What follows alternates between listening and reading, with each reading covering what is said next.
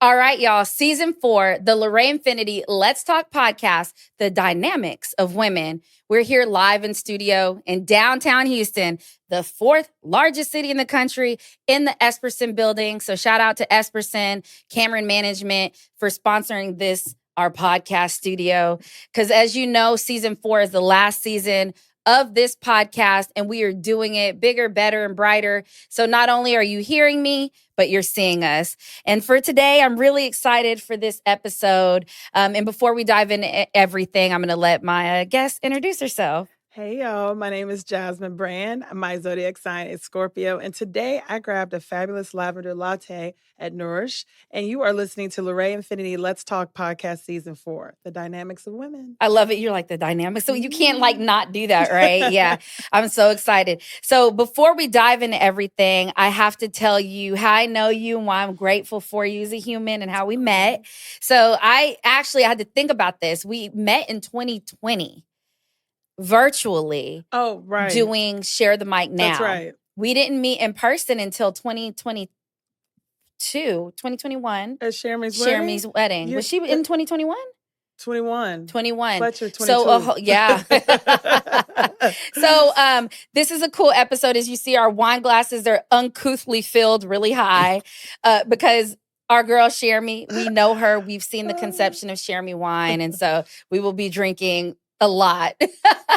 And we want to celebrate that. But I appreciate everything about you, from how you conduct yourself in business, how you fold into other people, and just in general, like the way you deliver, right? I think that sometimes the timid, polite is really what people would hope comes from a woman. And yours is forward, loving, but factual, you know? Thank you. And I love that about you. And I love that we have very similar stories with our mothers and our sisters and are on the opposite end of loss in those kind of ways. So I'm really excited about sitting down with you because, you know, on the podcast, the idea of amplifying women and celebrating the journey and the culture that goes along with women and everything is really amplified when we're able to sit down and have these conversations. And particularly for this season, when I thought about it, the dynamics of women is really about that thing where we say the unapologetic. And I'm kind of reluctant on that sometimes.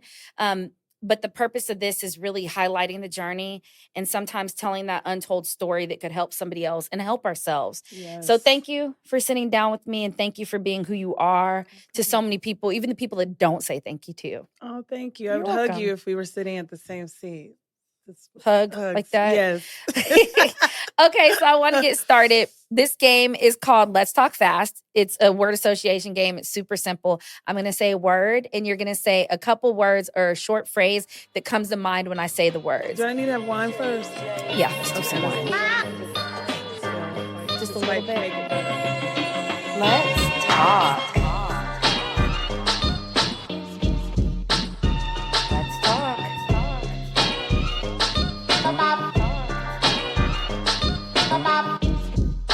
Let's talk. Hey, y'all. I just want to give you the heads up. There is definitely cursing, adult content, and there will be triggers in this episode as we look at and celebrate the journeys and the walks of women. Let's talk for real. Yeah.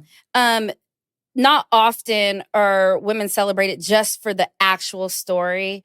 And a lot of time, the things that happen to us or that we decide to do are sometimes labeled as badges of shame versus like celebratory triumph and everything else. And so, like I said earlier, this podcast is focused on women from all walks of life, how we grow, how we navigate, how we impact the world we live in, to tell that often untold story, to change those badges of shame into triumph, wins, celebration, showing women that there's not just one way to do this rule-abiding world that we live in. So I'm excited to talk to you and share this story. And I appreciate you for being willing to come on this platform and open up like this, because it's a lot to ask people sometimes. But over the years, what I found profoundly is that every story helps multiple people because when people know they're not alone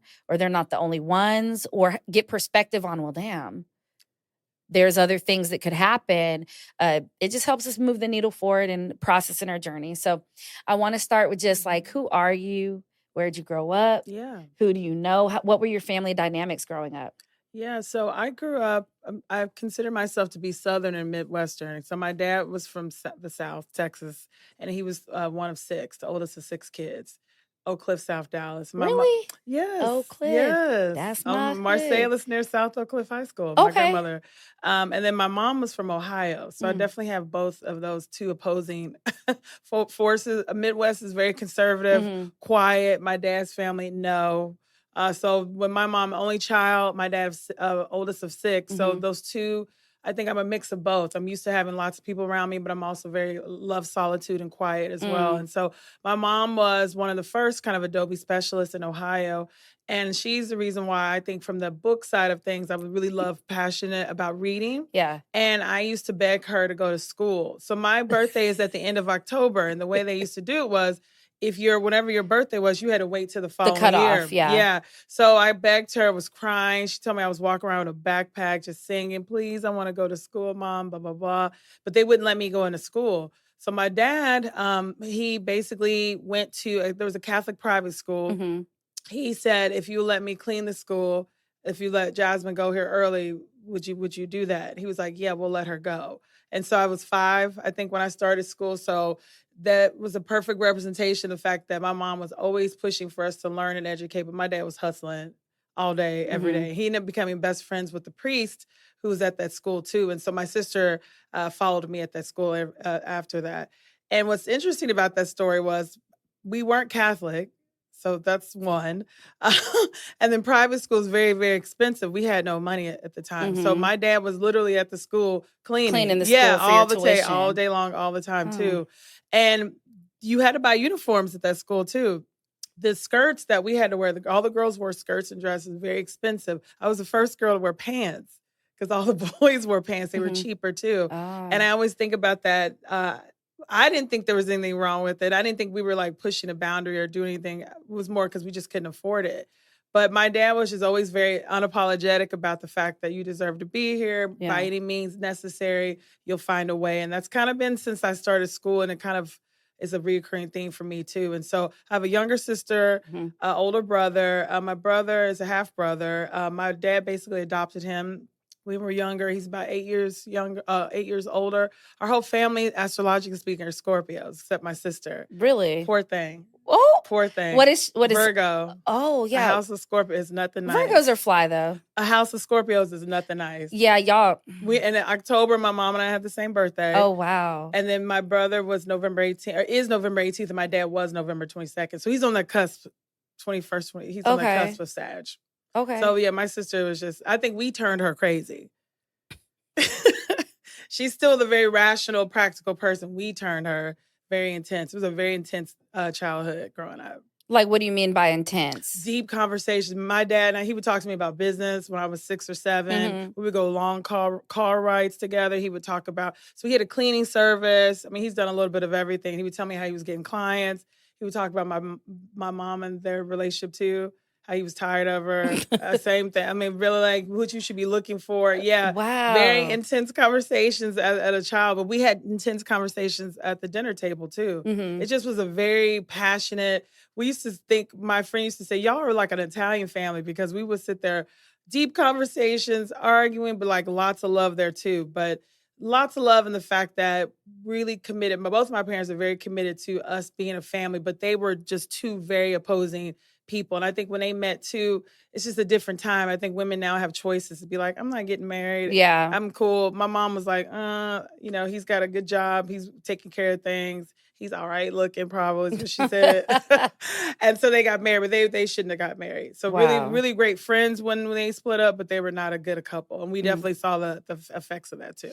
Okay, so you're talking about, your dad, these Mhm. long car rides, the intenseness, and that's you. I mean, you've been doing school since 5, so that's really interesting. So after the Catholic school, private school, what Yeah. was next? Like, what was the next iteration of Jasmine? Well, so I was I started to realize I had a very competitive spirit too. So I won a couple of spelling bees. Yeah. And so Aquila the Bee style. Aquila, right? you know Aquila. what? I was going, but yeah, in some way, because you started to get kind of money and prizes and stuff too. So that really, Oh. yeah, so that was exciting. But I, at the time when we went to the Catholic private school, I was the only Black girl. I mean, we had maybe a handful of there too. And so I think my parents too, at the same time, they were already kind of a tumultuous relationship. So this was back in Covington, Kentucky, which is on the borderline of Cincinnati, Ohio. So that's where I grew up. And then my mom and dad decided that we needed to come to Texas because that's where my dad's family was, more career opportunities. So I went from Catholic private school to the Dallas School District, which is a complete different. Okay. Like I got beat up learning, like wanting to read and everything. I had kids beat me up. Like legit, like. Oh yeah. And this is Make fun of me. Is this in Oak Cliff as well? No, so I went to Edna Rowe, which is in East Dallas, Okay. Dallas. And so, East Dallas. And so being excited about learning, I realized that was not like a normal situation. And then my dad would come up and have lunch with us all the time. I got beat up about that. Yeah, so I got a really tough exterior based on all of that happening, but I still loved learning because it started early. I think I was encouraged to read. When we got in trouble, we had to read. Like that was our disciplinary, the action that we got was like you had to read, you had to go research something. And so when we got to school, and also had glasses too, I had bright red glasses, which is the worst you could ever do to a Black child, is to give her black red. You were so cute though, weren't you? Well, first, so there was a talk show host, Sally Jesse Raphael, that had these glasses. So I liked her glasses and got them. I remember walking to school, somebody knocked those glasses off as soon as I walked in. This is like almost the girl version of Everybody Hates Chris. You know what? I didn't even think about that. That's what I'm just thinking about, because their family, he was a hustler. She was the nurse working. It's similar. The brother, the sister, except for, and so you're the middle child in some type. That explains so much. But my brother, you would think he's younger. So okay. I'm like the old, and my parents, when I was younger, they came to me, even when they talked about what would happen if something happened, they came to me, not my brother. I got and even my brother today calls me like, you're the oldest. Yes. By default, kind of. And he was like, so we have different fathers, and my brother had long curly hair and huge eyelashes. He still has these beautiful eyelashes. He was the first boy. My mom had him at 17. So he was spoiled rotten. Yeah. So like he just used to having lots of women around him. So when I came on board, it was like, okay, Jasmine, even right now, he's like, you're the serious one, Jasmine. That same. I'm like, you're supposed to be the oldest brother. I'm supposed to come to you. But yeah, different dynamics. Me being really my mom's first girl, my dad's first daughter. But she had my brother, but he was kind of raised by a lot of people because she was only 17. Yeah. So just a different dynamic. So, and we always we were in Ohio, Kentucky for a little bit, but then we lived in Texas when we moved after elementary school. So we didn't really grow up together. He's 8 years older. So still close. But that's why a lot of people forget. They're like, oh, I didn't know you were a middle child because I just always hear you about your sister. Yes. Yeah, because I honestly didn't, maybe, but I'm like, do I remember hearing something and maybe in passing something about a brother? So the reason why I was snickering earlier is because I just find it very amusing, the things that kids beat up other kids for, right? Like you almost would hope that we would be praising some of these things at this point. And even with Gen Z now, like the way the stuff that we thought was uncool is now like cool or really accepted, or like, oh yeah, those are the book kids. Like if you need anything with the book, like it's different. And so how do you think that all of those things, being in timeout, and your timeout was reading and research, getting beat up for loving education and starting education really early, how does that play into your projection and where you go next after middle school? Yeah, so I was beat up and made fun of for being a nerd, but then also too talking white. That was a whole big thing too. So you have those two things. You're constantly, am I Black enough? I'm too smart. And then the fact that you can't be smart and like books, but that's not supposed to be Black. Like that's really problematic. Even when I think about some of the girls. Now, it was funny is I'm on Facebook, connect with them. We look very different. I'm not hating or whatever. We've had different lives. The girls that made fun of me, but now that full circle, like, full circle, yeah. But I think they forgot too what they did, right? I'm like, do you remember? You were really mean. But my dad was really the central reason why I have such confidence in myself. And he did not grow up with his father either. So the fact that he was able to know how to raise children, much less daughters, Yeah. and instill with us the confidence of, regardless what happens to you, you're supposed to be here. Like that was, I can remember that like in first grade, hearing that stuff.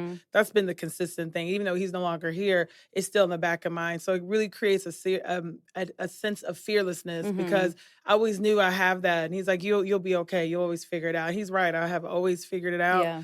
And after a while, what's sad though is I didn't wear my glasses for like several years in school. So like my vision's horrible right now, LaGina. Can you see me? Barely. Really? I have contacts, but my vision's horrible because I really messed my vision up because I didn't want to wear my glasses. So I'm just sitting there squinting like that, trying to read stuff, just damaging myself because I didn't want to be made fun of. It's horrible when you think about kids today. And I even know I have some friends that have kids that are LGBTQ, what they have dealt with, the bullying, I can only imagine. I had it back then, way long ago. You have social media and stuff. We didn't even have social media. Yeah. It's really hard. And you as a little child, you don't even have the mindset to understand that these kids are hurting. They're really doing this because not as a place of pain, but you don't know how to process that. You don't know how to process it. And I even think about when you're looking at when I was growing up, I was a tomboy before it was associated with like being a lesbian and all that kind of stuff. I was a tomboy. I thought it was the G'est thing to, you know, play a sport and learn how to spit and sunflower seeds and wearing baggy sweats and all that. I thought it was so cool. Yeah. And even men that are like thespians in theater and stuff, and then you find out they're straight and there's this stigma around it. I didn't even realize now, because I was listening to NPR the other day, that like Xena Warrior Princess is associated with being a lesbian. Is she? Apparently the lesbians loved her. And I was like, I don't care. I loved her. Yeah. Right? Wow. So I highly dislike the stigmas behind things. Because even my dad, I tell people, my dad was like a nigga. Like, but he was also of a military family. My dad had a master's degree. He was smart enough to marry a great woman and them decide to be faithful to each other and, you know, forge a family and all this stuff. And, you know, some of the way I am is because I was raised by a man, you know, so that happens. But he still had feminine things that I'd be like, Dad, how do you, he's like, I work too goddamn hard to know how to change a battery for a car. That's why we got you a car club. And I've had AAA since I was like 2. Wow. You know, they'll call when I call AAA, they'll be like, thank you for being a member for 34 years. I'm 38. I've had AAA that long, right? I'm 38. Wow. So those are the kind of, my dad would go get manicures and pedicures with my mom or whatever. And I remember, and it's odd because this conversation has come up several times over the last month, but I remember hearing and talking or listening in, or finally when I got older, my dad talking to me about, you know, people making fun of him for choosing his wife and raising his kids. Wow. But then you look back 15, 20 years down the road, well, his kids turned out pretty good and his family's still intact. And those same people that were making fun of him are now like calling him for advice and all that kind of stuff. And like you said, with bullies, that memory becomes short-lived, even if they're close to you and part of your friends and family. So after middle school, you're in high school. Talk about high school a little bit, and then who you started becoming. Did you put back on your glasses? Yes, of course, because my mom found out and she was very pissed about it. What were you doing? Like leaving home, taking them off? No, I would wear them and then like I'd just take them off when I got in class. Okay. Yeah, and then I'd put them on when I got picked up. So just the whole day, just not seeing anything, which is just crazy to think about that. But what happened was, so DISD, my mom really didn't like Dallas ISD. She just, because we were used to smaller, we just had, when the private Catholic school system we were in, just a teacher to student ratio. I was reading at such like a really voracious level, and it was encouraged too. Writing, like those are really, really strong. So when I got to Dallas ISD, was several grades more advanced than the students at the same level. And so my mom, when we were exploring high school, the high school that was in my district was one of the largest high schools in Dallas. It's called Skyline. It's thousands of kids. And my mom's like, she will not do well there. And she was right too. So we started exploring, okay, what school could I go to? We started looking at Arts Magnet, which is the performing arts high school. You had an audition in it. Except I really didn't have any talent at that point. And I kind of took some dance classes, but none there too. Okay. So I auditioned for dance. by the grace of God, got in there. What was do you remember your audition? We had to do like some ballet, or we had to come up with like a choreography or some kind of thing. I was in drill team though, and I was a captain. So I was able to kind of make that work. But I had really good grades. Okay. So I think that was in my just dad. Just kind also, of a balance of okay. Yeah, and then my dad was up there probably. Like, talking in somebody's ear. Got me in there. Yeah, like, for wow, sure. Look at that turn. No, he was just like, you need to have her in there. How many Black students you like? He was leverage. Up there doing something. Yeah, for sure. So got in there, and it was the best experience because this is where Erykah Badu went. Like, it is a school that's produced like really talented people, but we had no dress code. It was kind of like that show Fame. Kids would be dancing in the middle of lunch. Like, you just be singing in the middle of the hallway. Like, it was the best school experience. And so we would have dance classes in the morning, and then you have your academics or vice versa in the afternoon. So I had all AP, it was all encouraged there. It's smaller student teacher ratio. And so it was very much like the Catholic school environment that I had grown up. So I kind of flourished there because I just didn't do well in really big schools. And I think Arts Magnet is considered still to be one of the top schools in the school district. It was treated very differently. Like the students that were, because you had to apply to get in there. Yeah. And so from there, I just really discovered a love of English and writing and figured, okay, I kind of want to do something in this space. But as far as like a professional development or like personal development, it's all girls there. I mean, we had some guys there, but now the guys they're either, if there aren't women today, they're gay. So a lot of the classmates I had there. So and the couple of straight guys we had there were basically hoes because it was like two of them that were straight. So I didn't date any in high school. Like my prom, I think was like a group of girls we went to. Okay. Which led to college, me having a hoe phase. I did. I went to college and you had a whole hoe. So you got so in high school, you said your thing was dance. Well, you had to pick a cluster. So arts, theater, dance, or I think it was visual arts or creative writing. And you did dance? Yeah, because I was like, I can't really act. And then like I couldn't paint at this point. So, and I had done some dancing before and I felt like that's the one I could get in. So I feel like you could have done the acting thing. I don't know though. I was very shy. So that's the other piece too. Like I was really shy growing up. That's why I tell people even today, like I'm an extrovert, but like for pay. I love that part. Like after 2 hours, even one of the girls yesterday when we did the event, she was like, "You got 10 minutes left," because I said I have usually 2.5 hours and then I have to like bounce. And so someone came up to me, she was like, "You have 10, 15 minutes left." I was like, "Thank you." Yeah, I saw you fold. I started to get drained out. Yeah, your sister and me were laughing about that because I was like, "Oh, she's done." Yes, I love that.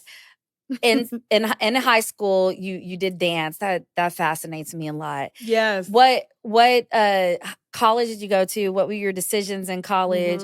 What is this like whole phase that you were talking about? Like, was it a conscious decision to get into it? And I often tell the story about, I remember when I was younger, my dad told me, he's like, just wait on things, Rae. You don't have to do everything at once. He's like, and so I did everything incremental, but I went in. Like if I did it, I did it. And so when I got to college, because it was 14 hours away, first thing I did, I started partying, right? Oh. And then I picked out somebody to have sex with. I didn't even tell him I was a virgin, right? Okay, you picked him. I picked him. Okay. And he found out, it's exacting. Okay. And all that kind of stuff. So it was one of those experiences. And then, I didn't do my like sexual exploration phase until like my 20s after college in Austin. I had a great time with it. Oh, it makes sense. So Austin. So what was what was your college experience, and then how did you get there? Were you walked to the doors? Like, what is it? So I ended up going to Southern Methodist University because I got a scholarship there. I wanted to go to NYU, Brown. I got accepted in all of these, but it was very expensive. Yeah.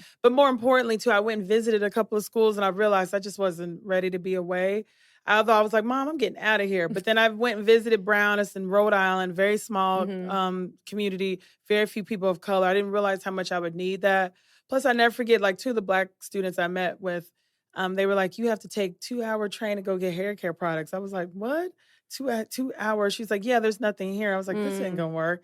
I got accepted into a school called Middlebury, full ride there. It's in Vermont. Okay. It's where the Ben and Jerry ice cream people are from. Shout out to Ben and Jerry, because look, over COVID, the stuff they used to post on I know. I love Instagram, they are socially They wise. are. The and I whole love town it. was too. So the town was Really? cool. Okay. But like when I got there, the snow was like up to here. No, thank you. Yeah. And then it was a 4-hour ride to get hair care products. And then all the Black kids all went to lunch together. And I did not come from that environment. My world has always been very integrated. So when we got there, my guide, she was a student there, Black, and she was like, yeah, we all meet up for lunch. I was like, what do you mean we meet up? She's like, because I had met a little white girl on the tour. I was like, oh, well, you should meet up for lunch. And then she's coming with me, and I was like, oh, you meant literally all the only like 10 Black students here. So when my little new white girlfriend walks up, they were like, oh, she's not really allowed. I was like, that won't be my vibe either. Oh, yeah. I can't, but I get why, because Middlebury, Vermont was so white. The campus was super white, liberal, woke, white people, like, so Ben and Jerry's, but it's still white. Totally, yeah. So I was like, I can't go here. And then basically SME paid for everything. So at that point, I was like, okay, my parents are 10 minutes away. This sucks. And my dad was up at that school almost every other week. We just saw your dad, Jasmine. Your dad brought us ribs and stuff. I was like, oh my God, I can't. And then I was like, they said, yeah, your dad was up. I said, why didn't you tell me? Oh, he didn't come up here for you. What? It was ridiculous. But now that he's not here, of course, I look back at those times and like how lucky to have him there. But there's a different experience when your parents are not 10 or 15 minutes away. Yeah. Because then they're like, Jasmine, can you go pick up some groceries? I was like, I'm at college campus now. They're like, you 10 minutes away. You can stop by Kroger's. You're like, and get respect. some meat, some chicken. Yeah. Okay, I see that. Yeah, I had to go. Yeah. Mm-hmm. So, but no, it was amazing. Now, I didn't really hit the whole face till the last year because I was basically on academic. So I had hit GPA. I did study abroad twice. I did Oxford, south of France. I was in multiple clubs and stuff. So I didn't really have time to do that. But yeah, I hit, I would say probably 21. And then, my 20s for sure. I like caught up because nothing happened because we weren't Catholic, but because I went to the Catholic private school, I was raised Catholic for all those years there. So you really were supposed to wait till you get married. And that's kind of what I was planning on. Going to Booker T, there was no straight boys except 2 of them, and everybody already slept with them, so it was all girls anyway. Right. So you don't have to really worry about it. So I was like, you're not a lesbian. No, so at this point, I'd be married if I was. Yeah, I'd be married by now. I'd have been married, divorced, married, and then married with a kid. Kids. The whole shebang. Beautiful house. Traveling. Trying to do, Oh, traveling. Dual I often say, and people think I'm playing, I say, I wish I was a lesbian. I've said it several times. I wish. I even tried. I tried. Nothing. Or I was like, ooh, we should bring this guy I'm talking. I can't stand talking to straight girls. Y'all always think it's a game. And I'm like, isn't life a game? Like, oh, wow. I tried several times. Yeah. And each time I was like, nothing. Yeah. It was like sandpaper. Yeah. I was like, gross. And I even was like, I remember one time I tried it. Me and this girl, we went on this date, and the whole time I'm kind of looking at on a date? Well, I mean, at the time what I thought dates were. Right. And we went and hung out, and I'm kind of just looking at her like, I feel like I'm hanging out with the girlfriend. Well, I always get jitties everywhere. I'm just a very sexual person. But I was just like, yeah. And so like I take her to my house. And this is like, I'm like, damn, I was raised by my dad, right? So I take her to my house and we're like, I was like, I don't like how she smells, like in general, not even down there, just in general. Well, so what, did you have a certain type? So of course mine were super masculine. So they smelled like a man. Oh, really? Oh, yeah. Okay. So that's what I'm saying. Everything looked and fit like you would think. Smell everything, but it was like, I don't have a type. I ain't got no type. Of course you don't. Yeah, of course you don't. Bad bitches is the only thing that I like. That's what I was going for. All no, right. And then my logic was, if I want a man, I'd be with the man. But it's just come in spouts, right? So I'm hoping by like 60, I'm a lesbian. You think you're gonna grow into it? A lot of people do. I watch them do it. They be having a whole run of career kids. The husband passes, and then they go into this is true. They go in different phase. Yeah. But if it's this, but it's at the end of the day, it's gonna come down to the sex part. Yeah. Because I could be in a relationship right now. I mean, literally, we could have a whole household together. It's gonna come down to that. So sex. You think at 60, you're gonna change your sexual, like what you want at 60? In fact, what I heard was that, the biggest kind of STD situations going on. And it's in nursing homes. Yeah. The So nursing homes are lit with STDs, actually. So you're gonna really want. I'm not gonna be in a nursing home at 60. No, but I'm saying at 60s, that like everybody, your sexual desire and stuff is supposed to increase in your 60s. That's why they're out there sleeping with everything. Look, if my sexual desires increase at 60, that's gonna. You haven't watched? Okay, yeah, you haven't watched some of these shows. Yeah, like I've watched all that stuff. Yes, yeah. that's why all that stuff's happening here too. But I think you're gonna really want a man then. Like I don't think anything's gonna change sexually for you. And I often talk about most of my lifetimes. I've enjoyed dick, and I've probably been a man in most lifetimes. So I do think that I've always been on the queer side of something. And then even when people meet me now, they're like, I just thought you were kind of just like fluid. Yeah, I didn't think you really had a type. And it's just like you said, though, I didn't think you had a type, man or woman. So I thought you have both feminine and masculine energy. I do. I'm obsessed with Black men in this lifetime. That's good. So yeah, that's not going to change at 60. Yeah, it may not. It may not. Or maybe I'll do the throuple thing. What? I don't know. That I can't do. Yeah, I can't do. Okay. So this is the difference in Scorpio and Cancer. Yeah, but I don't think I could do it either. I'm saying I feel like you end up cooking pancakes for everybody, LaGina. That's what I feel like will happen. Why you just want me to cook you pancakes? No, I think like you nurturing. I think you would still figure it. You would welcome everybody at your house. Yeah. Me, no. No. So because then I'm like, I would be over analytic. I'm like, you did that. I saw what you did to her. I did not get the same level. Yeah. No, well, I'm hyper observant like that. Okay. So I'd be like, why y'all looking at each other like that while I'm cooking the pancakes? Are you fucking serious right now? So I think it'd be one of those things. So you're navigating college. You're in your last year. Yes. You're in what you call your hoe phase. I call sexual exploration. Well, okay. I say hoe phase means when you're not really dating and you're not making decisions to have sex with someone based on compatibility or if it's a good decision. Just knocking it out. Yes, that's a whole phase. Oh, okay. I think every woman goes through, you just don't talk about it. Yeah. But mine was short, and see, because I was Catholic, then I went through a phase of a Catholic guilt for many years after that. And I've done that several times in my life too, where I'm like, and then like nothing happens for years. I feel very guilty about it. Yeah. Yes. I've been I guess I don't call it abstinent because I just was like, I'm not going to have sex for a while. And it usually spans for like a whole year. Sometimes down to the day. I know COVID, there was a COVID year, obviously. A couple years before that, there was a year. A couple years before that, there was a year. But I mean, there's also been times in my 20s where I had 3 sexual partners at once. Not all together, but just, I even was in an open relationship. I just, That's what I'm saying. That's what I figured. Yeah. You just kind of, you figure out what works best for you. Yeah. And I'm still not sure what works best right now. We're at a sexual partner and that works out for me. Same person. That's what works right now. Yeah, right now. Same person. So you're at the end of college. What was your major? I did political science, international studies. I can see that. Poli-sci. Double major. I did English and French because I wanted to work for the UN. What happened with that? So I went to law. I was going to go to law school. I did really well. And I started touring different law schools. And I was like, this is horrible. So I went to UT and sat in the class. I think it was like 600.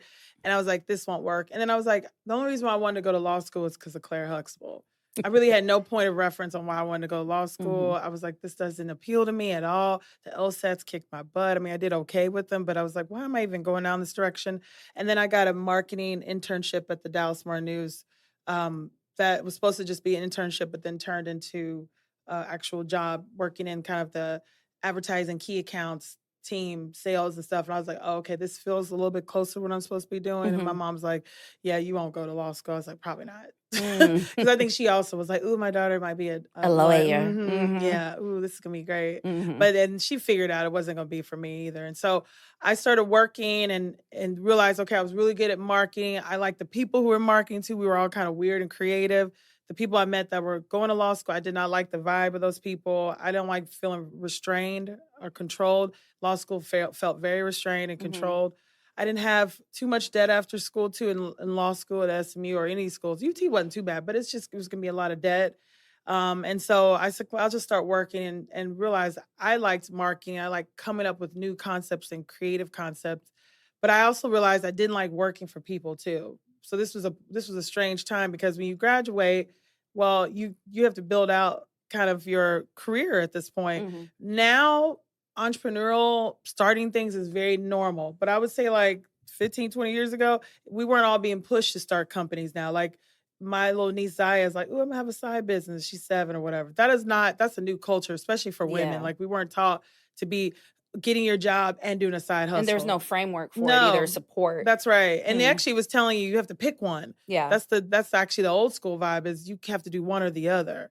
But I was like, I don't feel like I work well in corporate. And if I think about all the times I've tried to work corporate, they've been horrible. Either Yeah. I blew up something, everybody hated me, either was laid off, fired, disrupted. Even though I created had lots of results, I did not fit the mold of working for somebody else. And that's probably because of my dad, because he always had an entrepreneurial spirit. He had to go out there and pay for things and figure out a way on his own. He was not really good with rules either. My mom was really good. So I had those two opposing forces. You Mhm. better get a job, get benefits, blah, blah, blah. Mhm. And my dad's like, "Shit, F him, go do what you want." Like I had those two things since I was growing up. And so I'm still have both of those now too. I'm like, I like the stability of things. I love stability. Like even a relationship, would love to be in a stable relationship. The statistics show if you're an entrepreneur, you do better when you have a partner. Yeah. You just do much better. Even how I'm interacted. I have a white guy that I work with her Texas. No, none of y'all have met him yet. Y'all, I'm actually gonna bring him out in public though. Very good looking white guy. We'll never date him. I already tell people this too, because as soon as I tell him, "What's up, Jasmine? How come y'all haven't?"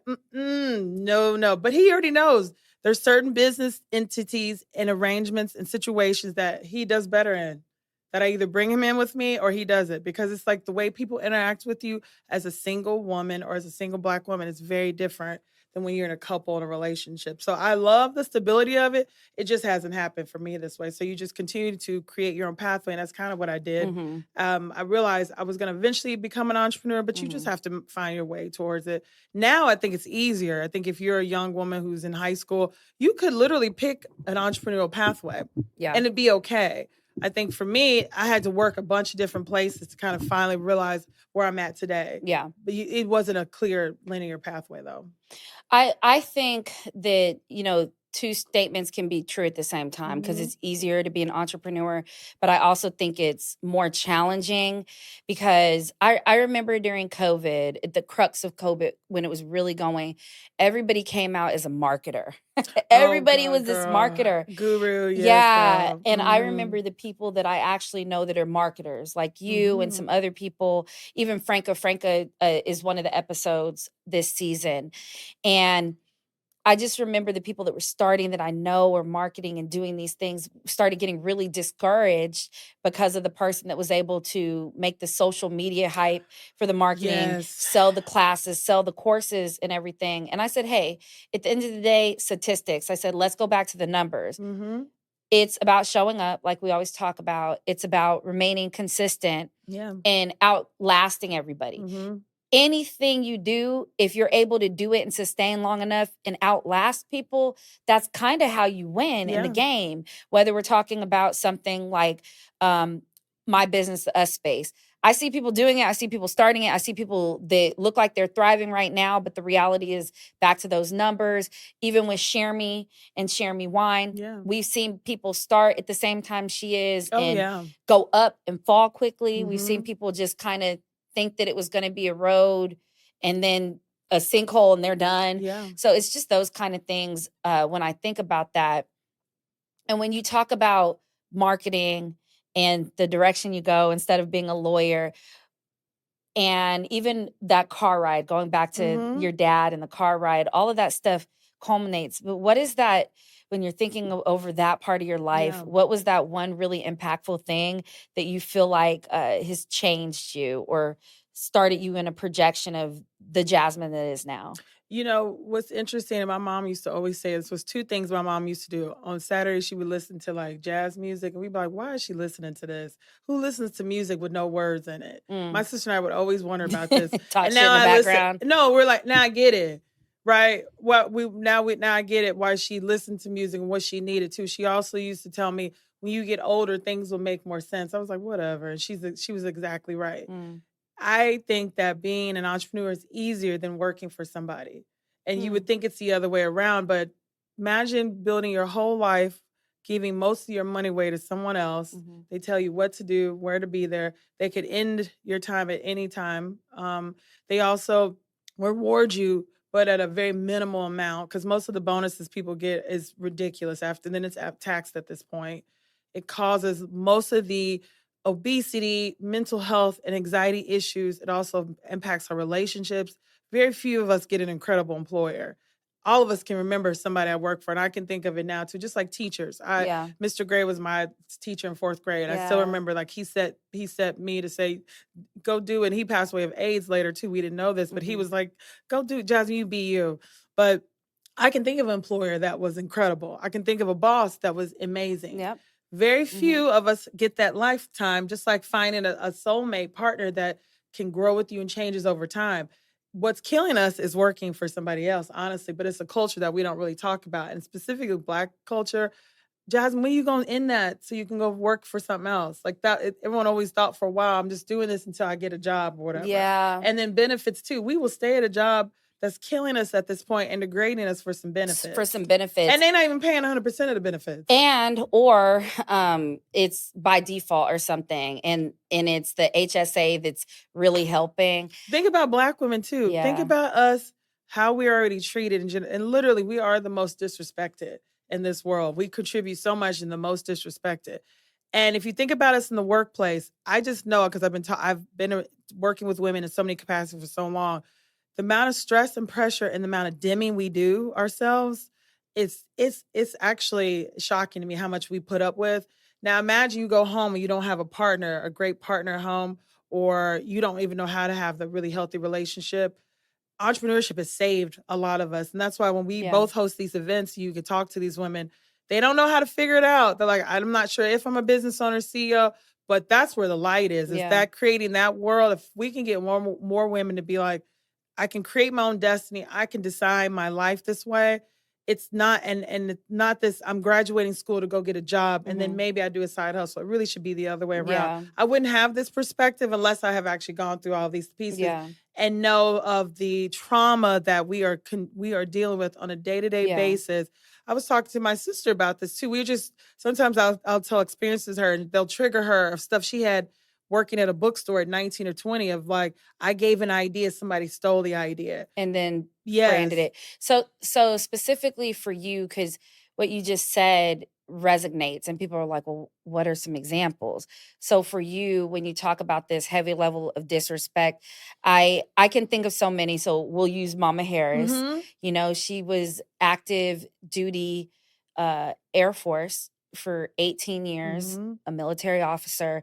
And she talks about times where she remembers that even her walk now, next time you see her, watch, and it's changed a little bit since she's retired, but her walk, she would meticulously walk kind of boxy so that her hips wouldn't sway and somebody wouldn't think she was trying to be productive or, seductive to people when that's our natural body sway because we have hips and we got to move our body to get our joints moving and all this stuff. Or she would wear a really tight, smaller bra so that her boobs weren't out and all of those kind of things. So somebody didn't perceive her as being the temptress. She did that for 18 years. Around 18 years. And I also remember the weight checks with the BPMs that are based off of white women's bodies that my mom would have to binge diet for. And I didn't even know when we lived in San Angelo after she retired, because when you are an ROTC officer, even in high school, because the check is coming from the military as well, they still do weight checks. And my mom told me, this was like a couple weeks ago, she told me that after she left, after she would leave the school, she would go swimming to keep her weight down. And I had no idea. And this is after she retired, but she was still getting a military check. So she was under a little bit of a looser. But they still manage your weight to get the check? They did then. Wow. And, the Crown Act that just passed here in Texas, even that, the military didn't allow locks the whole time she was in the ROTC stuff. And her hair was locked. She just relied on them culturally, not knowing that they were real locks. Okay. Versus just extensions, because her hair was so long, they would just assume it was fake. Okay. Yep. So... what are some examples for you personally? Is you're in this marketing world, Mhm. even leaving college up until now, where there's just been disrespect, and it's from a clear, because I feel like you're a very perspective person. Well, Mhm. you've even said, no, LaGina, it's not because we're women, or no, it's not because we're Black, it's because of this. And I'm Yeah. like, huh. So, but you just mentioned that. So I'm curious Yeah. to how you feel like there's been large amounts of disrespect. I mean, I think it's so most people that are in roles of power or leadership roles have not really been properly taught how to be a leader. This So is you're true. just bringing your whole self to the role. And a lot of women, I'm going to say Black women and white women, come to a leadership role and are not thinking about how do I support and amplify the women that are here on my team. Mhm. They are scared that they may not be cut out for the role, that they people are threatened by them. They have so many emotional decisions that they have now brought into the business setting. And so bullying still continues on. We know it happened to me when I was little, but it still happens in a corporate environment. Taking credit for a lot of our work.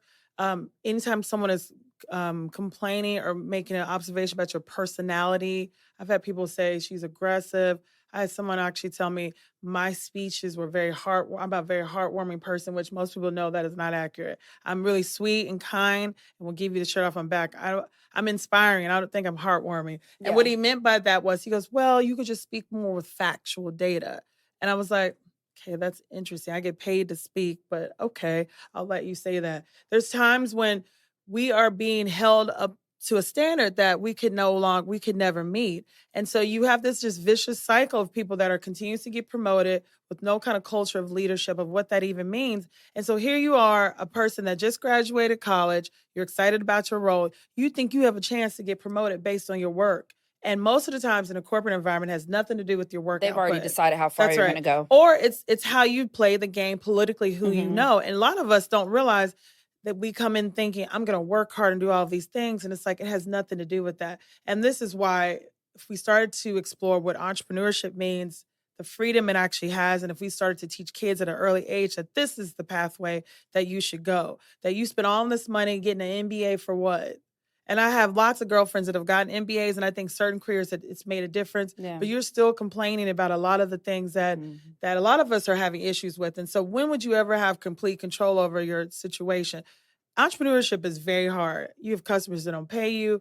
It's a very lonely life. If you don't have the business acumen of actually how to do human resources, Mhm. operations, you make lots of mistakes. I made many, many, many mistakes in the beginning. I still Like make what? Like mistakes. what? Hiring is still a challenge for me. Hiring is hard. I do not pick people well at all. In fact, there was some narcissism too. I was picking girls that were like me for a while, which is a whole other conversation, LaGina. My friend, she was like, have you noticed, Jasmine, last round of women you hired, they're all very similar to you? I was like, what do you mean? They were like, well, and then I went back and looked. I was like, wow, Jasmine, Mhm. really narcissistic. And the reason they would never work for me because they're building their own shit. Mhm. They're very entrepreneurial. One, like I should never hire anybody like me. I need to actually hire the complete opposite of me. Women that are not looking to build a brand, not looking to actually take over things and visionary. I actually need the complete opposite of that. Mhm. So human finances too, actually how to even realize that this is not a hobby. This is something that I actually make money and I actually need to create a financial legacy for Mhm. myself. I don't need to do everything. I wouldn't know this till over time. And so we just have, I think it's a mindset change. And right now, too, because I do so much work with women around the state of Texas, I'm able to talk to women in different zip codes. We share a lot of the similarities, but I have noticed in certain cities, we aren't as encouraged to be as bold with the entrepreneurship. It's like maybe it will work. And I know our white counterparts don't think that way. When I think about that in, our own business journeys outside of like everybody else, because I think that with the things we're doing, it's easy to talk about everybody. But when looking at you Mhm. and what you're doing, um, I haven't seen you dim your light. Do you feel like you've ever dimmed your Oh light? gosh, yeah.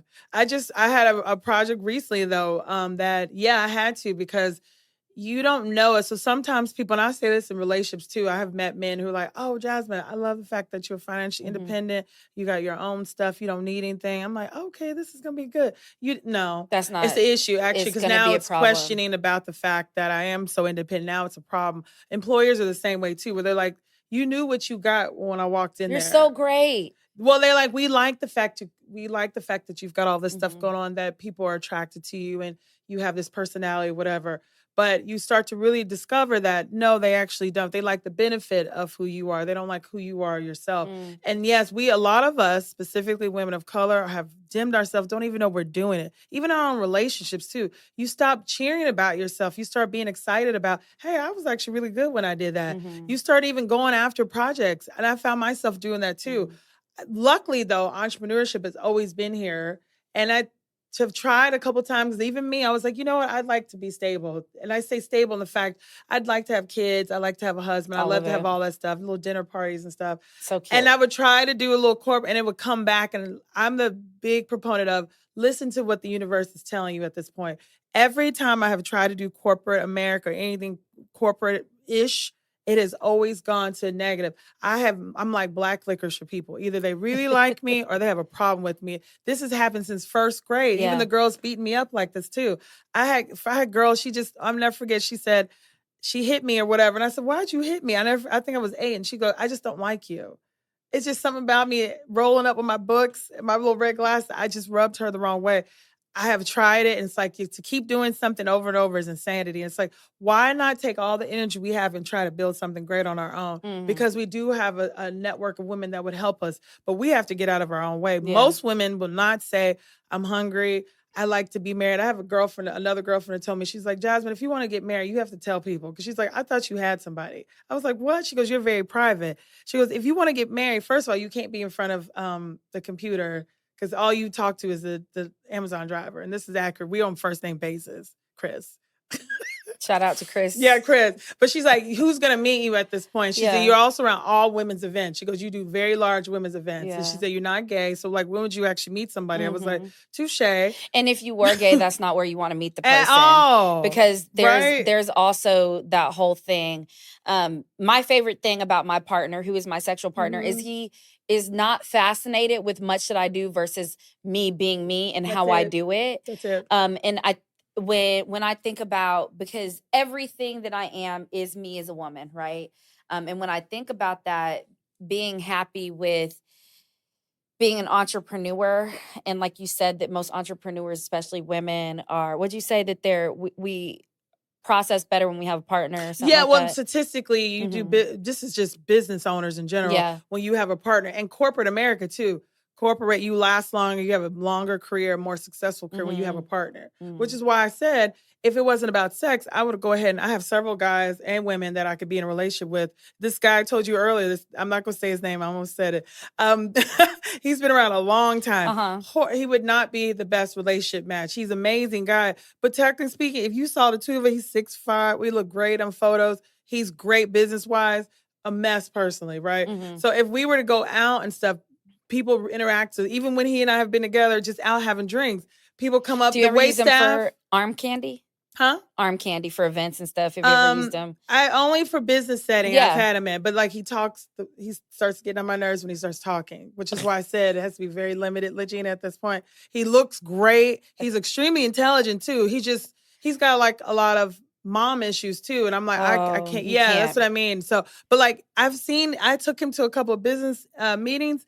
They were like, Jasmin, like, oh my God, we'd love to talk to you about such and such was talking about this thing you're working on. He goes, we didn't know you were working on that. And I'm like, Brian, I told you about the project. You've known about the project for 4 years, but now this guy comes and tells you about it. And now it's a thing. Yes. Do you find it in your career, because you mentioned that, I find it very interesting. Sometimes I leave out the word sexual when I say partner. And I'll just say, oh, this is my partner.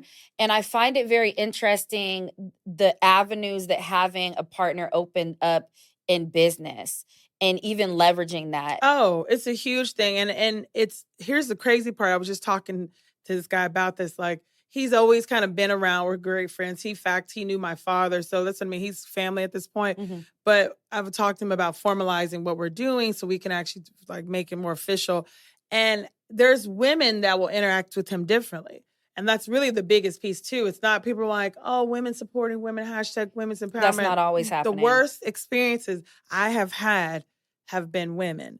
And so he will be interacted much differently. They'll be way more open-minded to him. They'll be like, what's her Texas? Tell us more about it. This is just the nature. And when I was younger, I'd sit there and get pissed and be like, I'm gonna go write a blog about this. I'm angry. At this point, I don't have time for it. We just here to make an impact and make money and leverage and move forward. I can't change the world.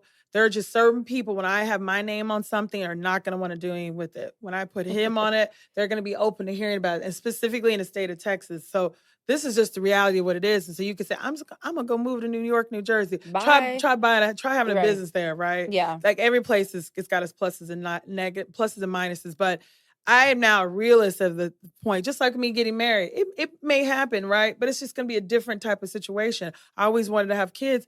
Technically, I still can. It's just gonna be different. It's not the same when you're 25, where you can pump out like 4 or 5. Plus, right now, I'm like, I don't even want to clean. You know what I mean? That's the difference. Like, I really do. The motherly vibe is there. I don't have the patience. Like, would you have a nanny for your children? For sure. Cash has a nanny, girl. Cash is my dog / roommate / husband. Yeah, girl. He's got. Yeah, that's why you saw the stress earlier. That's who he's with. Oh, got it. That's hilarious. Yeah. I need to take a drink on that one. Okay, so I'm going to pause that part of your story real quick. And I want to know, think about this, but what is one of those really bad decisions, the worst decision almost, that you have made, and in hindsight, something positive has come from it? I don't think I have bad decisions. Okay. I've really kind of come to grip with that. And I think I had to accept my own failures as being part of this journey, because I am definitely having the Catholic guilt piece. I've made mistakes that have been done publicly too, just projects, alignment with people. I've also dated and done business too. That was bad.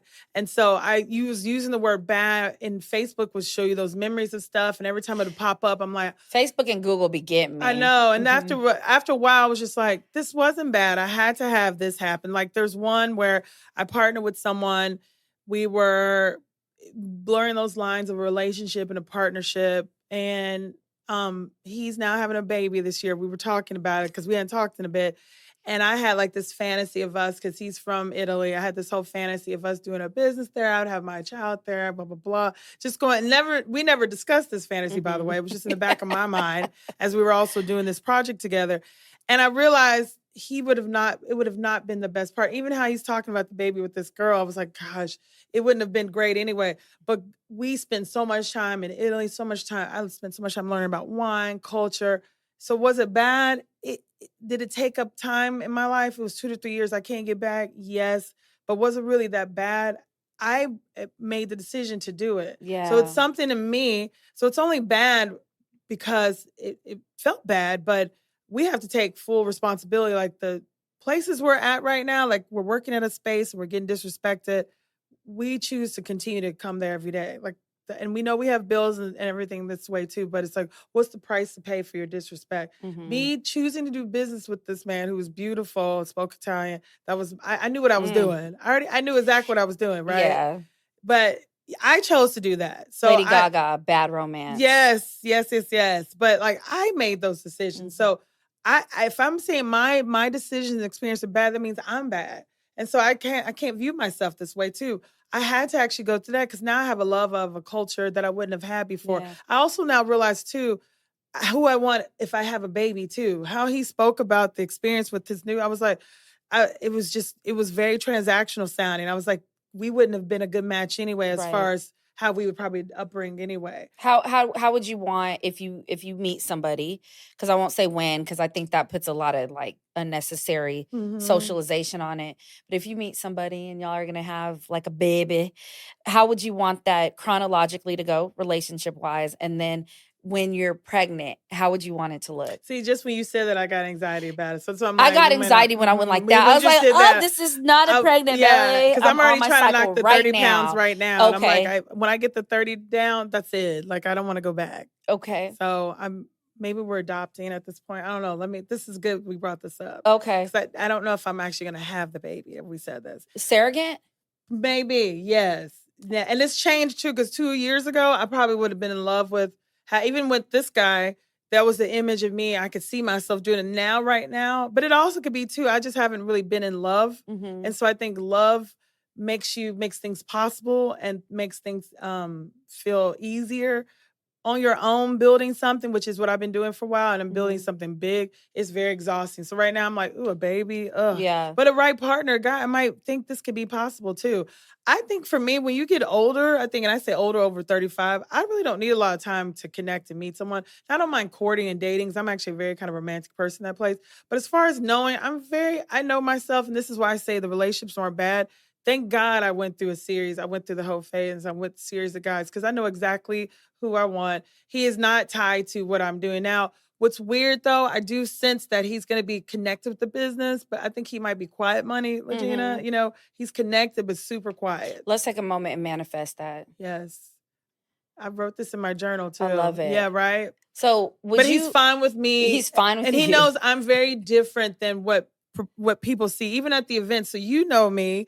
I am definitely a very social person, but not actually. I'm very quiet. And Marisol, even our mutual friend Marisol, gets it too, where she already knows after these events, I need like 4 days. Yeah. So when we first were new friends, she would send me stuff like right after, and she'd be like, "Hey, where are you? I haven't heard from you." I was like, "Girl, I need like 4 or 5 days to be quiet, to decompress, to marinate on what I heard, just all the conversations." The women sending me very powerful messages. Anytime I do an event, I get some of the most amazing messages and they tell me things that, and I'm a full empath, and I feel everything when they're like, I was in abusive, or I did this, or Jasmine, I came to your event, I'm deciding to do this. These things hit me, and I have to have time to process all of that. People that love you and know you get that. And so for me, the guy would get that too. He's like, I get Jasmine has all this stuff going on, but he's like, she's super quiet, likes to order Chinese food and watch Law and Order. Right. SVU. And have Cash bully you SVU. around. I would clarify this because Marisol, she kept saying Law and Order. I said it's SVU. Well, so fun fact. So for those of y'all that don't know, and I don't even typically do this, but Marisol and Jasmine know each other. Yes. And didn't y'all go to high school together? Yes. Okay. And Marisol did not like me. Oh, okay. She was kind of mean back in high school. Let's take a sip to that. She seems so opposite now because she's such a holistic. I think she was like this back in high school too, but she had a very tough exterior back there. Like she wasn't very friendly. I would try to talk to her, and we weren't really friends in school. She wasn't one of the girls that beat you up though. No, because that would stop. When I got to like high school stuff, I didn't. It was more of like when I first got to DISD, Dallas ISD. Those first 2 years when we came from, you talk white, what's Ohio? Like, why are you reading books? Blah, blah, blah. Why's your dad up here? Like, that happened for like 2 years. And finally, like, my dad came up there and then it stopped. It stopped. I think he threatened the kids or whatever. All right. So you talk a lot about this proverbial love. When you're thinking about love, and let's say relationship love, because there's so many different times. A relationship with, in this lifetime, you're a hetero woman. So with the man that you meet or not, would you rather be crazy ass rich? And I'm not talking rich in love, money, crazy rich, or deeply in love? You know what? Jasmine 5 years ago would have said deeply in love. But I realized that laying in the bed, deeply in love with no food, money changes and makes things possible. It just does. And it allows us to take our relationship to the next level. I've been in both situations, by the way. I've dated men that were very, very wealthy and was horrible. I've also dated guys that were awesome, didn't have any money. I need to be somewhere in the middle too. And this gets older. As you get older, like Marisol, we're talking about Airbnb situation. I told her, I was like, I can't sleep in a twin bed anymore. I just can't do it. And I also can't sit in the back of an airplane anymore either. My nerves can't do it, LaGina. Comes over time when you get older at this point too. I have to stay at certain places. Like, so for me to be happy and for us to actually explore and do things together, I want us to have the option to stay at home if we won't. Not we have to stay. I also don't want to eat a ton of fast food either. That part. Yeah. Do you cook? I actually do love to cook, but it's just me and Cash, so. Okay. What's your favorite dish to cook? I like baking. So I love to bake, actually. And the Italian guy learned how to make pasta. So that's another one of those positive things. So I know how to make homemade pasta. Oh, hell yeah. I love that. You say something about your hoe phase. You did your hoe phase and you're glad you did it. And you said you've done it a couple times, right? Well, when I've talked to other people that have had hoe phase, I realized mine was a whole light. It was whole light. Like it was not a full whole. Oh, Yeah, because like when I started hearing them describe their whole phase, I was like, oh, okay. I think my whole phase was not really a whole, but for me it was. What was the most scandalous thing you think you did? Okay, so I went to a tech conference. It's called Collision. It's one of my favorite. It's in Portugal. And I went to it. It's tech people from around the world, 50,000 people. And Portugal was my first time. This was like 4 years ago. And beautiful place Portugal is. Like I probably would actually have a second home there. It's a stunning place. The men are beautiful. The food is incredible. It's great. So this tech conference, I went to the conference the whole week. I had a girlfriend that was there as well. And she was being a hoe the whole week. So as I was going to the session, she was just being a hoe the whole time. So finally, it's the last day. And she's like, Jasmin, please quit being uptight. You've gone to all the conferences. You met all these investors. She goes, please come out with me. I was like, all right, it's the last day. Come bow-legged been the cow. Yeah. It was the last day. So we go to this bar, and then they're having like a Beyonce remix theme night or whatever. I lost my phone in 2 minutes. Yes. And then I remember we were out, and then all I remember is the next day there was a guy there. He was just like, he goes, do you want to stay connected? I was like, sure. But I didn't even have my phone, remember, because I lost it at this point. And I just woke up. There was like cookies in the bed. Or there was like food or whatever. I was like, what happened? And then I talked to my friend Rachel, and she was like, yeah, Jasmin. About an hour after you lost your phone, she goes, you lost your mind. She goes, remember the guys bought us all these shots? Then she said, you basically was married to this guy the whole night. She goes, y'all went out on the town, the whole thing, y'all was taking photos and stuff. She goes, yada, yada, yada. Y'all went back to his. I was like, what? Not a hangover moment. Yes. And then I didn't have a phone either. So then I had to use his phone before he left to put it on Facebook to come get me at this Airbnb. Wow. Now, the reason why I believe I did this, because I was in a 3-year relationship before this, ended really poorly. So I think this was a byproduct of that. So I feel like that was a hoish phase. Okay. Yeah. That one night yeah. was a hoish phase. Whole night. Okay. A whole night Was a whole night. Yes. Interesting. Yeah. That you went in, girl. Yeah. I don't remember his name. What? That feels like okay. See, that's what I'm saying. It's just an I have different it's just an in a foreign country. That's even better. That's what I'm saying. I thought that was an extra level. Oh. No name, foreign country. No, that just reduces risk of seeing that motherfucker later. He found me on LinkedIn. Yeah. I love Jamaica. Oh, okay. Yeah. See, that's what I'm saying. These conversations, I realized my hoe phase was not quite the same. And then, for me, I don't consider it a hoe phase because, I was in a long term and then just did it. Okay. Whatever, to each their own. So do you still consider yourself, or do you consider yourself like a sexually enlightened person? What do you say enlightened? What do you mean? You tell me. Like when you hear it, do you consider yourself enlightened in sexuality?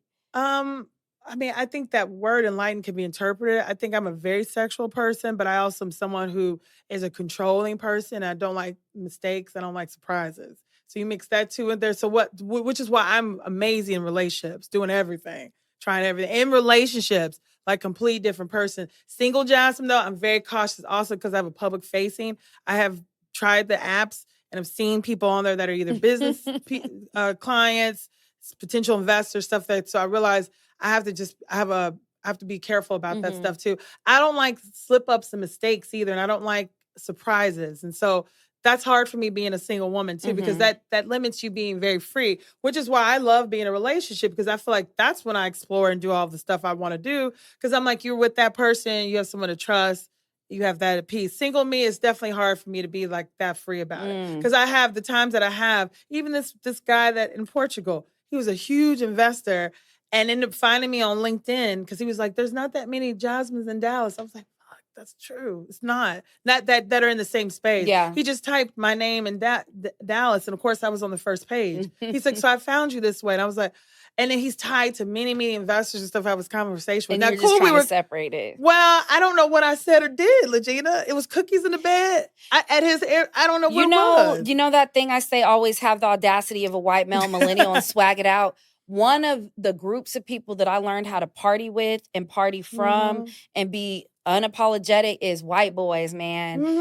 If you're out partying, that is a bubble. Oh, And when okay. you wake up the next day, it's like, bro, we did that. And that's it. You don't Oh, okay. apologize. Okay. If you threw up, you probably give somebody a thank you. If Okay. you lost something. Well, that's probably how he was when he hit me up. He was like, hey, he's we're not good. thinking nothing of it. But I don't remember what I said or did. And my friend Range was like, y'all was talking about getting married and stuff. I was like, what? After he was ready. He found himself a chocolate American girl. girl. I think so, yeah. Was but ready she was like, for you you also were pent up. She goes, I could tell. She said, just how you were drinking and stuff. Because I had gone to all these sessions. You're on all week. And then she knows my relationship ended poorly too. Like, that's why I did the Portugal trip. I was like, she could come to this conference. We'll have fun, loosen up. And she said, you could tell you were pent up. And that's the piece too of allowing ourselves to be free to express stuff too. Because she was like, it had only been an hour and a half. And you were ready. Yeah. But you know, if you bottle stuff like that, as soon as just like I say, when people take long sleep breaks, I'm like, your body will take it back. Yeah. Your mind will take it back. Agreed. So what do you like about yourself right now? You know what? I like the fact that I think to the point earlier we said about just accepting yourself as you are. I have also to realize of where I need to ask for help too. It's been my biggest challenge of asking for the help because I'm so used to having to do everything. And I think when you grow up not having a whole lot, and my dad had the same vibe too, we just did it ourselves. And we usually can do things better too, and not from a conceited perspective. I usually can do multiple things. And I think, LaGina, you're very similar this way too. You can do a lot more than a lot of people can. That is not a good thing. It's not. And in fact, it's actually harder. It's harder. And it's like not giving yourself time to be free and to express yourself is the result of that too. And so I'm really excited about where I'm at professionally. I have gotten just the encouragement from so many different people too. I just work, and don't always hear from people about things. And I've had people who've come up to me, Jasmin, remember we talked 10 years ago and you told me to do this? I was like, I did. And so I think I'm now allowing myself to accept and embrace the work that I've done, flaws and all, I'm perfectly perfect. Allowing myself, like, this is the time, this is the moment for me to kind of go after everything I want and to think really, really big too.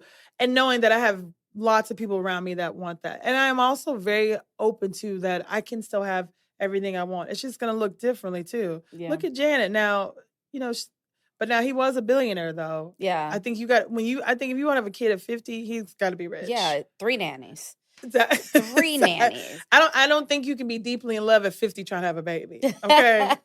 What is something that, you said you're public facing, you're out here a lot, you do events, you're upfront and everything else. Yep. And I think that sometimes with those personas, there's sometimes the person in the back of our head that's like, I want everybody to know this about myself. And something that you are very open about is, that I'm an introvert. And it very much shows up in observant people. Even when you're on stage, you actually stand toward the back and like you're disappearing as you're talking to the whole fucking room. Yes. So what's something very clearly that the Jasmin in the head that's not the introvert is like, know this about me clearly that you don't always share and say? Ooh, I have no failure I have no fear to fail at this point. And when I talk to women to an event and I'm saying about this, that you have this sisterhood, I'm looking you dead in the eye, it's legit because I have been there and I'm legit a sisterhood, a support for you. I think people hear and see everything. They're like, oh, you're just saying these things. You're just another women's group. You're just trying to start this stuff. No, that is legit, serious. If I'm into something, I'm into something. If we are friends, you may not hear from me. You may not be thinking I'm thinking about you. I'm thinking about you all the time. I'm always thinking about other people. But I am someone who craves solitude, likes a lot of privacy too. And I think that's the confusing piece too, because they'll be like, girl, you were Kiki and all this. It's true. That is one side of me too. But I have had it to carry the weight of trying to build a community, as you already know this, LaGina, but trying to build something for a long time. And then in the state of Texas is really, really hard. And then trying to build something that's thousands of women, it's carrying a weight of that too. So I want people to know that I'm human too. I think sometimes they think I'm like Superwoman too. I'm also worried about how to lose weight. My house is a mess right now. Like, we all have the same situations that we're trying to deal. I'm still trying to figure out love here. Still trying to figure out who's the right match at this point. Like, that's just part of our journey in this way. The difference is, though, I have an understanding of kind of who I am at this point. I'm not trying to be anybody else. And I also am accepting things as they are, which is the difference. I think when you're 25, you keep having hope of this future, hope if I do this. And one of my mentors always said, hope is not a strategy. He's like, you will go crazy, Jasmine, trying to build a strategy around being hopeful about stuff. I'm not hopeful about anything. I just know what it is. And it is what it is. Like, either I'm going to build this community, I'm going to build this company and build this business, or I'll go do something else. And I'm okay with that. I say, people are like, I dream. I don't have dreams. I have plans. Yeah. I don't dream. And when I dream, it's like very techno in color, and I need to write it down because it's a message for me to execute something that's already been given me to me to do. My last question for you is, when you think of the dynamics of women currently right now, what's going on, and who you are and who your friends are and your communities that you're building out, what comes to mind, the dynamics of women? I think we are often misunderstood. And I also think our strength scares us. Because when I meet women that have children, especially, there is nothing more powerful than a mom group on Facebook. Let me just tell you this at this point. There's nothing more, nothing. They can shut down a company, they create trends, they can move a mountain. And we don't even talk about the strength of women because we're just used to doing everything. And so I think the dynamic is for us to really accept how strong we are. And it's more than a hashtag. It's more than all these events, because you can get caught up in all these events too, and all the stuff on social media and all of that. This is so much more bigger. You and I both know women that have gone through so much. They're still here smiling, still here willing to pour into each other. We know someone very close who's lost people. I know I've lost, and the grief of losing my mother too, who was such a huge part of me starting a company. She was at all my events. It's something I have to deal with all the time.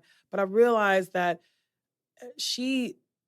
her passing and the grief of that is why I'm probably going to take her Texas to the next level. Yeah. That sometimes people have to leave in order for us to go to the next place we were supposed to be. Because what happens is, we have them not as a crutch, but they're here all the time. And knowing that my mom was always here, she could always call, especially when I'm dealing with something crazy. I'm going to go call reporters and sue stuff. Even though she wasn't going to do it, although she has done it before for me. Just hearing that, I'm like, okay, I'm going to be all right. My mom can whatever. Knowing that I don't have that anymore, but knowing that she's gone, and now what, right? Like, the legacy of what she had here. It's like, shame on us to not take our gifts for what they are and not to be as strong as we are. And we don't have to hide behind boss names or any of this stuff. Like, it is what we are. Yeah. And I think the dynamic of us is that we don't have to think of ourselves as women entrepreneurs, as female founders. Even this conversation, imposter syndrome. We don't have to think about all these Girl, things. shut that shit down. Right? What the hell? We just have to think of ourselves as, I'm starting a company. I'm going to grow this thing. Yeah. It's going to be huge, or it's going to be enough to feed my family, period. That's what it is. We have everything we need to have exactly what we want. And I don't think we say it enough to each other. And we always going outward looking for things. We have everything we need right now. Love that. That's a good dynamic to have. Okay, y'all. We're at the end of this episode. Jasmine, I want to thank you so much. Thank you. This is great. We didn't finish our wine. We didn't finish. We'll finish it. That's not even a problem. Cool. But I appreciate you sharing that part of your journey, those roads you've gone through and the triumphs. And I always call them fabulous failure. People move away from this word failure. And I'm like, I think failing is great. Like, I think it's a humbling thing. I think it's a strength thing. And like, as you talk about, losing your mother, we know I lost my sister. And like, if anything, she threw at me before she went up or wherever she went, was this, she gave me her 2 fucks to give. And I am not scared of failing. I don't think I ever was, but now it's like, I'm like, for real, y'all. I want to thank everybody who's a day one LaRae Infinity Let's Talk podcast listener, and everybody that's just tuning in. Make sure you listen to all these episodes. As you know, Jasmine and I are both tightly wound into Share Me Wine and Share Me's journey. Check her out. She's now in Central Market, and a new announcement is soon to come. Very soon in another market. So we want to shout out her, because as Share Me sponsors all the wine for the podcast episode, even over the recording of this, she has had some big and great things happening. At the podcast launch party, she debuted some wines that aren't even out yet. And they're so delicious. So make sure you're drinking Share Me wine. And y'all know how this goes. As you're moving through the world, as you're figuring who you're going to be, how you're going to contribute to the world around you, how you're going to make yourself better in your own light, and help other people. Make sure that you're taking time to check on people, the people that you think are strong and okay, because there's so much that we carry.